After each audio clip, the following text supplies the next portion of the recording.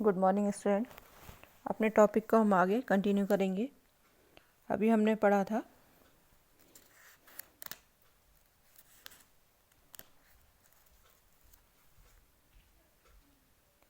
कोशी कोशिका में फेस घटकों का संश्लेषण।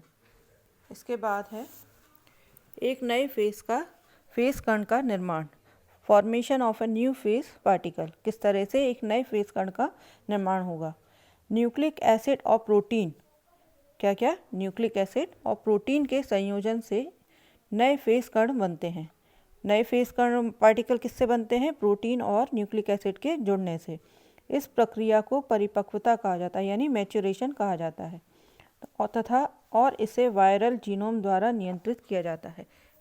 इस प्रोसेस को, जो मैच्योरेशन की जो प्रोसेस है, इसको किससे कंट्रोल करते हैं? वायरल जीनोम के द्वारा इसको कंट्रोल किया जाता है, नियंत्रित किया जाता है।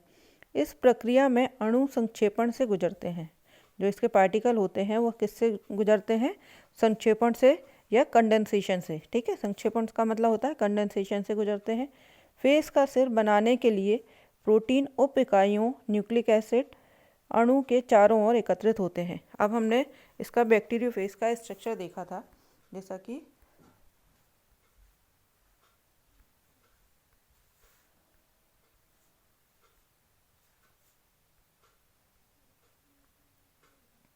यहाँ हमने इसका स्ट्रक्चर देखा था, है ना। इसमें बैक्टीरियोफेज के स्ट्रक्चर में क्या क्या है? हेड है, कॉलर है और टेल रीजन है ना। इस तरह से एक बैक्टीरियोफेज का स्ट्रक्चर होता है। तो अब इसका हेड रीजन बनाने के लिए क्या होता है? इसका हेड रीजन किस तरह से बनता है? इस प्रक्रिया में अणु संक्षेपण से गुजरते हैं और फेस का सिर बनाने के लिए प्रोटीन उप इकाइयों यानी सब यूनिट्स न्यूक्लिक एसिड अणु के चारों ओर एकत्रित हो जाते हैं। क्या हो जाते हैं? प्रोटीन के जो सब यूनिट्स होते हैं वो न्यूक्लिक एसिड पार्टिकल के चारों ओर इकट्ठे हो जाते हैं। फेस की टेल बनने लगती है। इससे क्या बनने लगता है? फेस का टेल बनने लगता है, क्योंकि कोर ट्यूब आधार प्लेट से जुड़ जाती है और आच्छाद यानी शीत कोर ट्यूब के चारों ओर इकट्ठा हो जाती है।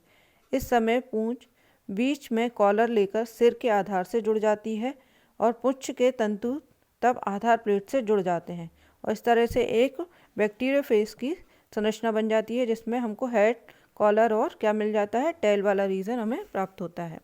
इसके बाद है कोशी कोशिका से फेज का विमोचन, release of phase from the host cell. फेज विकास चक्र में लगभग 200 फेज 30 से 90 मिनट में बनते हैं।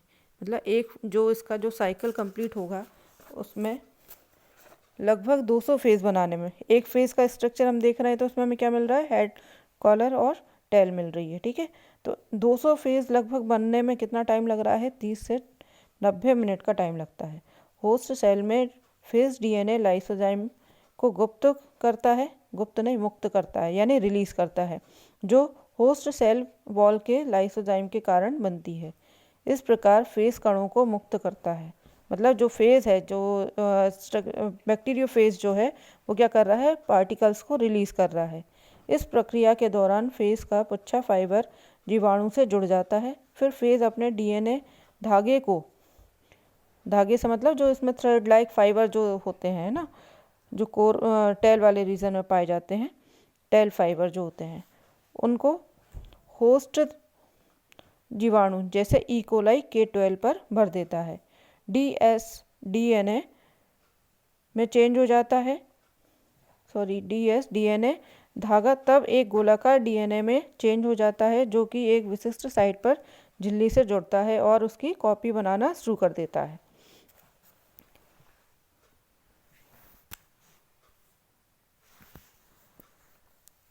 रेप्लिकेशन स्टार्ट होने के निकट से शुरू होती है। ये जो प्रोसेस होती है वो रेप्लिकेशन के स्टार्ट होने के साथ ही शुरू होती है। दोनों दिशाओं में सम्मिलित रूप से प्रगति करती है और समाप्त होती है।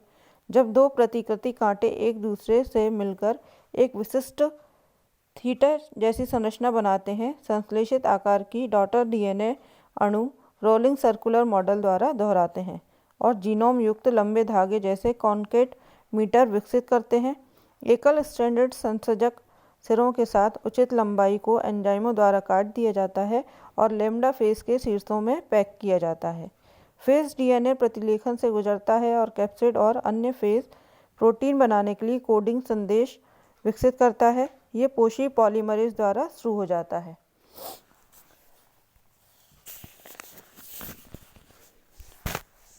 जो दो प्रमोटरों के साथ डीएनए पर बांधता है, जो विपरीत दिशाओं में दो अलग अलग तारों को स्थानांतरित करता है।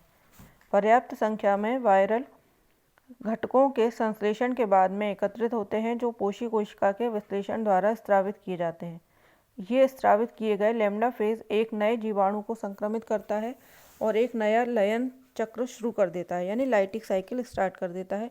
लेकिन ज़्यादातर वे एक लयजनी चक्र यानी लाइटिक साइकिल में प्रवेश करते हैं। इसके बाद है replication of virus bye lysogenic cycle. Lysogenic चक्र द्वारा विषाणु की प्रतिकृति। एक फेस एक डबल स्ट्रैंड डीएनए विषाणु होता है। जो एक फेस होता है, जो एक बैक्टीरिया फेस का हम स्ट्रक्चर देखेंगे तो कैसा होता है, डबल स्ट्रैंड डीएनए वायरस होता है, जिसमें लगभग 55 mm व्यास का एक इकोसाहेड्रल सिर और 180 mm लंबाई की पूंछ होती है, जिससे कोई सिकुड़ा हुआ शीत नहीं होता। पूंछ के बाहर की ओर एक पतला तंतु यानी फाइबर होता है। डबल स्ट्रैंड डीएनए विषाणु एक रेखीय धागे जैसी संरचना होती है, जिसमें 12 न्यूक्लियोटाइड लंबे होते हैं। एकल स्ट्रैंड यानी सिंगल स्ट्रैंड संसर्जक सिरों पर 5' जो इसका प्यूरिन या पिरामिडिन हो सकता है, समाप्त होता है, जो संसर्जक सिरे एक दूसरे के पूरक होते हैं। ये एक लैम्डा फेस ई कोलाई पर परजीवी होता है। इसमें जीवाणु कोशिका से जोड़ने के लिए पूंछ के रेशे नहीं होते।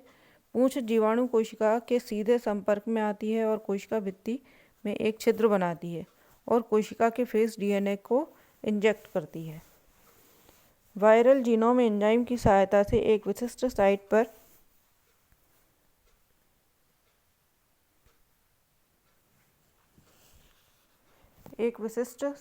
पर जीनोम के क्रोमोसोमल डीएनए के साथ एकीकृत हो जाता है। उदाहरण के लिए लैम्डा फेस के गैलेक्टोज जीन अवस्थिति। इस रूप में वायरल जीनोम को प्रोफेस कहा जाता है, जो बैक्टीरिया के गुणसूत्र की प्रतिकृति बनाता है और संतति बैक्टीरिया में वितरित हो जाता है। प्रोफेज वायरस के कणों का निर्माण नहीं करता, क्योंकि होस्ट सिस्टम को नियंत्रित करने में शामिल जीनों को निर्मित दमनकारी द्वारा दबा दिया जाता है। कभी कभी दमनकारी द्वारा संश्लेषक रोक दिया जाता है। रसायन उच्च ऊर्जा विकिरण एवं अन्य प्रतिकूल परिस्थितियों एक दमनकारी को नष्ट कर सकती है। परिणामस्वरूप अविषाणु या शीतोष्ण वायरस एक विषाणु जनित या लयन विषाणु में परिवर्तित हो जाता है। इसलिए प्रोफेस ले जाने वाली जीवाणु कोशिका को लाइसोजेनिक कोशिका कहा जाता है और होस्ट डीएनए के साथ साथ प्रोफेज अवस्था में वायरस जीनोम के अस्तित्व को लाइसोजेनी कहा जाता है।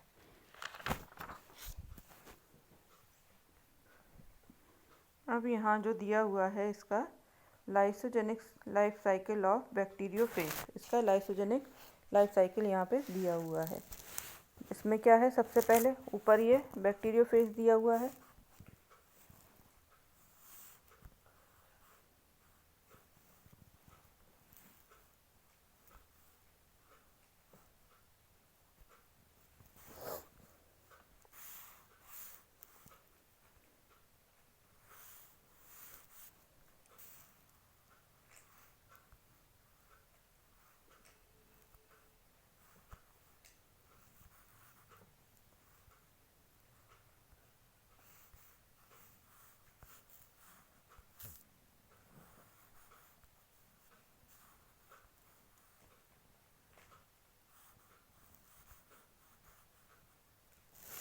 बैक्टीरियोफेज, इसके बाद बैक्टीरियम, लाइसोजेनिक स्ट्रैंड,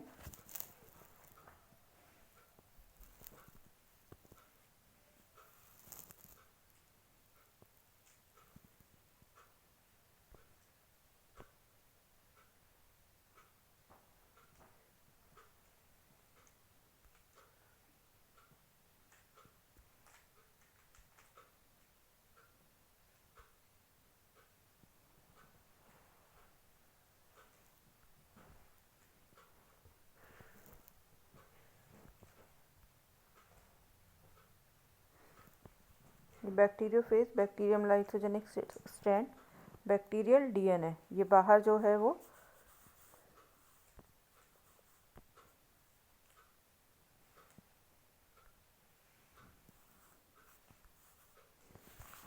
बाहर क्या है, बैक्टीरियम लाइसोजेनिक है, स्ट्रैंड है ये, इसके नीचे बैक्टीरियल डीएनए, ये जो है ये गोल जो दिख रहा है ये बैक्टीरियल डीएनए है, इसके बाहर लाइसोजेनिक स्ट्रैंड है, ये बैक्टीरियोफेज है। ठीक है, फिर आगे एम्प्टी प्रोटीन कोट। अब इसका जो कोट है, ये जो देखो यहाँ पर जो अंदर ये ब्लैक कलर में स्ट्रक्चर दिख रहा है, ये क्या है, इसका वायरल डीएनए है। अब ये डीएनए यहाँ से जब इससे जुड़ेगा, बैक्टीरियल सेल से जब जुड़ेगा तो इसका ये कैसा हो गया, खाली हो गया। इसका जो वायरल डीएनए है वो कहाँ आ गया, इस बैक्टीरिया में, बैक्टीरिया की सेल में आकर के ये यहाँ पर एंटर कर गया इस जगह पे। ठीक है, और ये है बैक्टीरियम। फिर अब यहाँ पे क्या होगा, इससे आगे इंटीग्रेशन ऑफ वायरल डीएनए और प्रोफेज, ये प्रोफेज बन गया, ये जो गोलाकार संरचना दिख रही है बैक्टीरिया की। ठीक है, फिर आगे प्रोफेज में फिर क्या होगा, इसमें induction by UV radiation, UV radiation का इंडक्शन होगा यहाँ पे, और ये बैक्टीरियोफेज क्या हो जाएंगे, डिवाइड हो जाएंगे, दो बन जाएंगे बैक्टीरियोफेज। आगे वायरल जीनोम रिलीज, अब ये क्या करेंगे, यहाँ पर जीनोम को, वायरल जीनोम को रिलीज करेंगे ये। और फिर लाइसिस ऑफ बैक्टीरियल सेल, अब यहाँ से क्या होगा, ये जो फेज है ये बैक्टीरिया सेल से बाहर निकल आएंगे, ये बाहर निकल आए इससे बैक्टीरियल सेल में से, और आगे जा कर के यहीं पर फिर ये बैक्टीरियोफेज यहाँ पे जुड़ेंगे और नई सेल में एंटर कर जाएंगे, यहाँ पर इसका अवशोषण हो जाएगा। ठीक है, इस तरह से इसकी जो साइकिल है ये कंप्लीट हो जाती है। तो यहाँ पर हमारा ये कंप्लीट हो रहा है। इसके बाद जो नई हेडिंग लेंगे हम, वो लेंगे जीवाणु यानी बैक्टीरिया। ठीक है, तब तक के लिए टेक केयर, थैंक यू।